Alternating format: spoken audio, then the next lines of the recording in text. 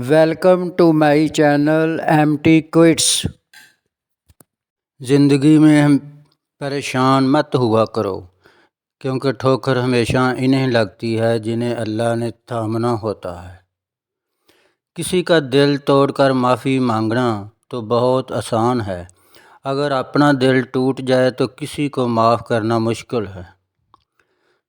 انسان کی پہچان علم سے نہیں ادب سے ہوتی ہے، اس لیے کہ علم ابلیس کے پاس بھی تھا لیکن ادب سے محروم تھا۔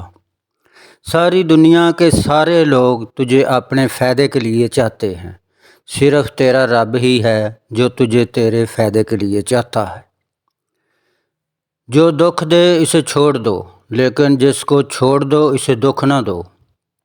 جس کو تم سے سچی محبت ہوگی تم کو فضول اور ناجائز کاموں سے روکے گا۔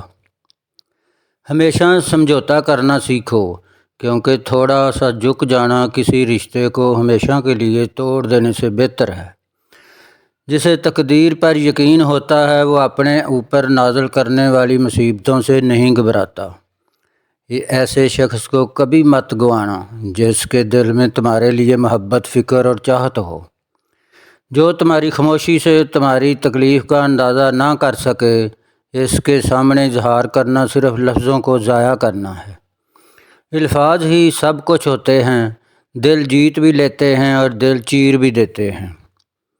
اگر کوئی تجھ سے پوچھے کہ بتاؤ زندگی کیا ہے، تم ہتھیلی پر ذرا سی خاک رکھنا اور اسے اڑا دینا۔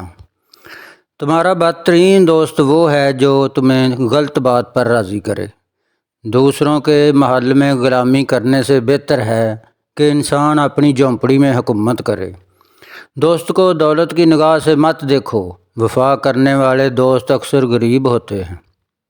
3 رشتے بے نقاب ہو جاتے ہیں: بڑھاپے میں اولاد، مصیبت میں دوست، غربت میں بیوی۔ سب سے بڑا جاہل وہ ہے جو ایک پتھر سے 2 دفعہ ٹھوکر کھائے۔ زندگی میں قسم، قدم اور قلم بہت سوچ سمجھ کر اٹھانا چاہیے۔